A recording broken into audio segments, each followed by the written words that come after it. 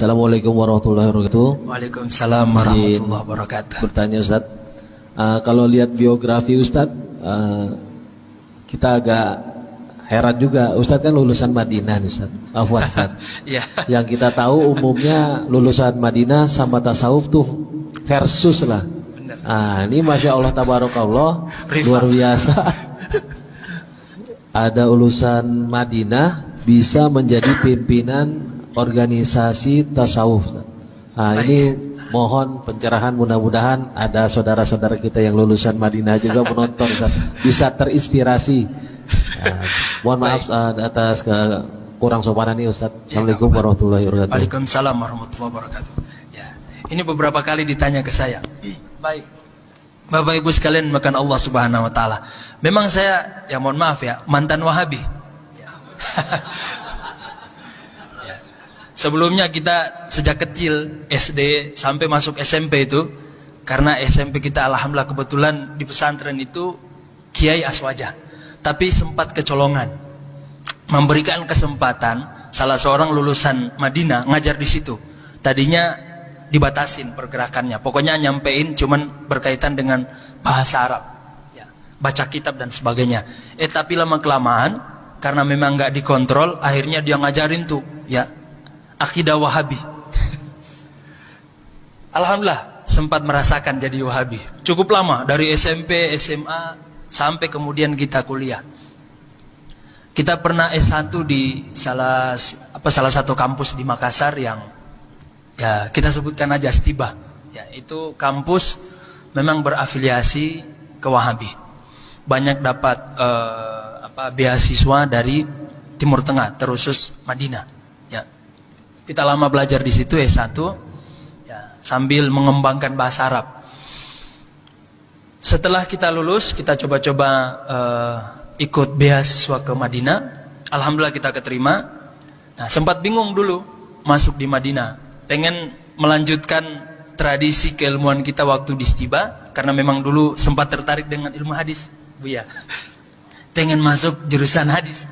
Tapi masa ilmu hadis mulu, kan udah belajar di Stiba dulu. Ya udah kita pindah belajar ke syariah. Ternyata syariah tidak seperti jurusan-jurusan yang lain. Para masyayikh di syariah itu nggak terlalu peduli dengan akidah. Nggak terlalu peduli dengan akidah.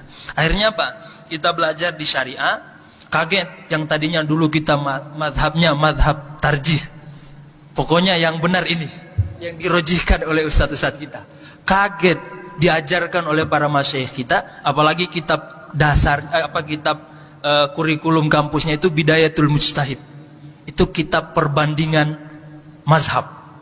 Jadi nggak ada yang benar, nggak ada yang rojih dari masyayikh di sana. Pokoknya kita disampaikan nih pendapat para ulama kita, nggak ditarjih. Lah kok beda ya? Nggak kayak di Indonesia. Oh, kita semakin bingung di sana tuh. Malah justru bingung kita di sini nih. Kemudian kita bertemu dengan salah seorang masyayikh di sana. Beliau ini luar biasa. Ya. Beliau namanya itu Dr. Abdullah Zahid. Itu pentahkik nomor 1 yang direkomendasikan tahkikannya itu. Jadi beliau mentahkik kitab Bidayatul Mujtahid. Ya.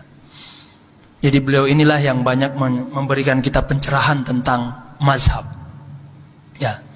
Akhirnya setelah ketemu beliau kita mulai paham pentingnya bermazhab. Beliau juga yang merekomendasikan tuh, kita nggak akan pernah menjadi faqih, ya, kalau kita belajar nih Bidayatul Mujtahid. Kalau antum pengen jadi faqih, kata beliau, belajar tuh mazhab ente, ya, mazhab yang berkembang di negara kita.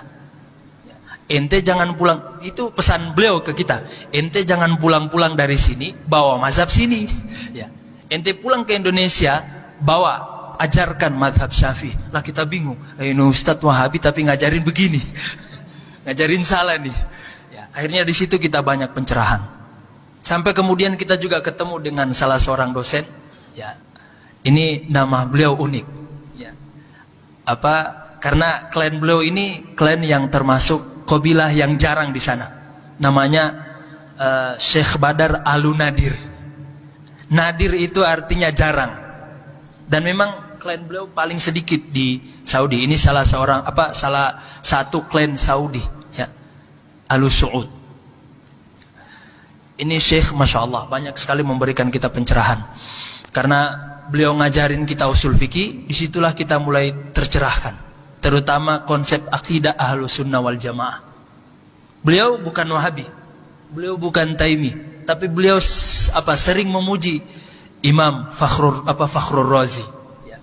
Memuji Asy'ariyah. Kita bingung ini Wahabi atau bukan, ya. Ini Syekh ngajarin di kampus Saudi, ngajarin di Madinah, tapi banyak muji Asy'ari. Tapi beliau bukan Asy'ari, beliau nggak mau bilang beliau Asy'ari. Ya mungkin kita lihat, ya mungkin ini sikap biar beliau tidak dikeluarkan di kampus. Ya, karena setiap dosen itu Bapak Ibu sekalian diawasi, ada mata-mata. Ya, siapa yang melenceng dari kurikulum, udah dikeluarin tuh, besok nggak ngajar lagi. Ya, benar, Buya. Termasuk beliau tuh yang disebutkan oleh Buya, dikeluarkan. Kenapa? Karena udah mulai terang-terangan. Jadi cara aman supaya tidak dikeluarkan dari kampus gitu. Ya, sembunyi-sembunyiannya tuh. Ya, alhamdulillah kita banyak tercerahkan dari situ. Sampai kita mulai tuh belajar akidah Ahlus Sunnah wal Jamaah, ya akidah aswaja, dari kita mulai membaca kitab-kitab Syekh Said Fuda. Syekh Said Fuda ini salah seorang ulama kontemporer yang fokus kepada ilmu akidah, ilmu kalam. Ya, beliau banyak tuh ya kitab-kitab yang insya Allah ya bisa direkomendasikan lah menjadi kitab acuan kita untuk belajar akidah Ahlus Sunnah wal Jamaah. Termasuk kitab yang paling, ya menurut saya ya, yang paling luar biasa dari beliau, Syekh Said Fuda, yang juga banyak mencerahkan kepada saya, Al-Faqir, itu syarah kitab Tahawi, ya, Tahawiyah. Ya. Itu ada 2 jilid tuh, bagus ya kitabnya. Saya banyak belajar dari beliau tuh, dari internet, dari YouTube. Akhirnya kita coba cari grup-grup yang bisa terhubung ke beliau. Alhamdulillah kita nggak sampai khatam, tapi lumayan banyak membahas atau mengkaji dengan beliau kitab Tahawi itu, syarah Tahawi. Sampai kemudian kita jadi debat jadi suka debat. Ya. Kita jadi suka debat karena ya memang konsekuensi belajar akidah begitu, suka debat dan sebagainya. Dikit-dikit debat dan sebagainya. Sampai kemudian kita merasa ya Allah kok ada yang kurang ya. Karena kita belajar itu pengen hati tenang. Kita belajar itu pengen berbenah diri, bukan untuk menjustis orang. Ya siapapun yang enggak, pokoknya kita komentari. Akhirnya kita coba sedikit demi sedikit minta rujukan dari para masyayikh, teman-teman sekalian. Walaupun kita masih taimi waktu itu, belum murni aswaja, ya masih membanding-bandingkan. Ya. Sampai kemudian kita dapat rekomendasi dari salah seorang teman saya yang kuliah di Syam, Damaskus. Kata beliau, ente ngaji sama Habib Ali Al-Jufri. Beliau punya dars banyak di YouTube. Ya. Salah satu syarah beliau itu kitab Minhajul Abidin karya Imam Ghazali. Itu mantap, luar biasa, bagus sekali. Disitulah saya banyak tercerahkan dari beliau. Sehingga memutuskan untuk benar-benar taubat, hijrah, ya. Dari Wahabi jadi Taimi sampai kemudian murni jadi aswaja. Ya. Dari belajar fikih, kemudian belajar akidah, sampai kemudian kita belajar tasawuf. Akhirnya ketika ke Indonesia sampai ke Ciputat, ketemu dengan para buya-buya. Karena memang kita lagi mencari, akhirnya kita direkomendasikan. Ya udah sama salah seorang teman kita, yaudah antum karena kebetulan beliau ini tinggal di Ciputat, ya udah kita bermursyid kepada beliau. Akhirnya sampai sekarang kita tertarik belajar tasawuf.